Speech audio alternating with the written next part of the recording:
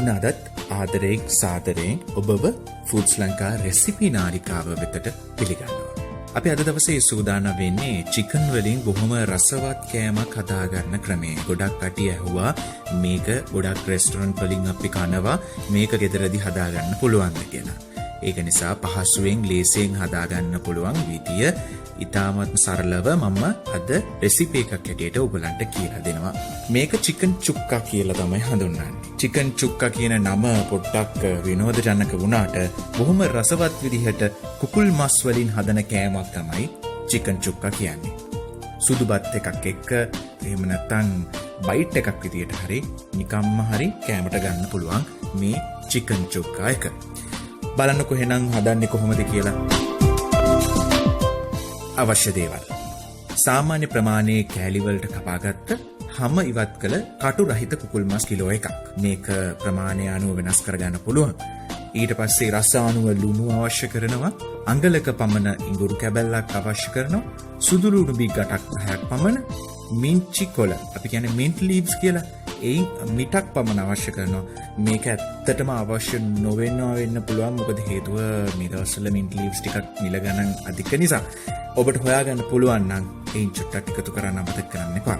ගම්මිරිස් කුඩු තේ හැඳි 2ක් පමණ. මේක තම තමන්ගේ කැමැත්ත අනුව අඩු වැඩි කරගන්න. කොත්තමල්ලි කුඩු තේ හැඳි 2ක් 3ක් පමණ. මිරිස් කුඩු තේ හැඳි 2ක් පමණ. මේකත් තම තමන්ගේ කැමැත්ත අනුව අඩු වැඩි කරගන්න. මීකිරි මේස හැඳි 2ක් 3ක්. කහ කුඩු තේ හැඳි භාගයක් පමණ. ගරම් මසාලා තේ හැඳි 2ක්. චොප් කරගත්ත රතු ලුණු ගෙඩි 25ක් 30ක් පමණ පොඩියට කපා ගන්න මේ රතු ලුණු. කරපිංච තෙල් මේස හැඳි 3ක් 4ක්. කැබලි වලට කඩාගත්ත ලොකු කුරුදු කැබැල්ලක්.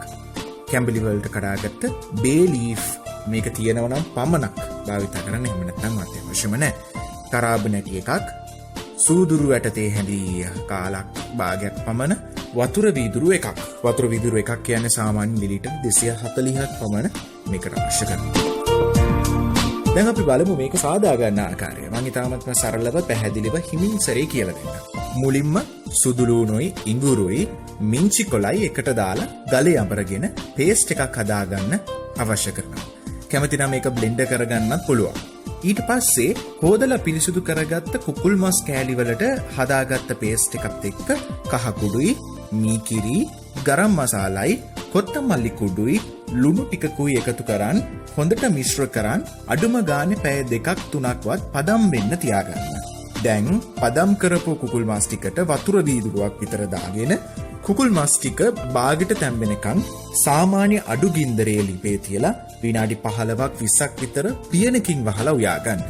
සමහර ගෙවල් වල ප්‍රෙෂර් කුකර් පාවිච්චි කරනවානේ. සාමාන්‍ය ප්‍රෙෂර් කුකර් එකක් පාවිච්චි කරනකොට මේකේ සාමාන්‍යයෙන් අපි කියන්නේ කුකුල් මස් එක වතුර වීදුරුව දාගෙන විසිල් 3ක් විතර වදිනකම් මේක උයා ගන්න ඕනේ කියලා තමයි කියන්නේ. ඊට පස්සේ වෙනම භාජනයක් ලිපේ තියලා තෙල් ටික දාලා සාමාන්‍ය ගින්දරේ රත් වෙන්න දෙන්න. තෙල් රත් වුණාට පස්සේ සූදුරු ඇට ටිකයි, කුරුදු කෑලි ටිකයි, කරාබු නැට්ටයි, බේ ලීෆ් තිබුණොත් ඒ බේ ලීෆ් කැබලි ටිකකුයි එකතු කරන් ටිකක් බැදෙන්න අරින්න. ඊළඟට ලිපේ ගින්දර අඩු කරලා ඒකටම චොප් කරපු රතු ලුණුයි කරපිංචයි දාගෙන ලුණු මෘදු වෙනකන් ටෙම්පරාදු කරගන්න. ලුණු මෘදු වුණාට පස්සේ ඒකටම මිරිස් කුඩු ටිකක් එකතු කරන් යන්තමින් ටෙම්පරාදු කරගන්න. දැන් කලින් බාගෙට තඹපු කුකුල් මස් ටික කලවම් කරන් කුකුල් මස් හොඳට තැම්බෙනකන් සැරින් සැරේ හැදි ගාන ගමන් උයා ගන්න.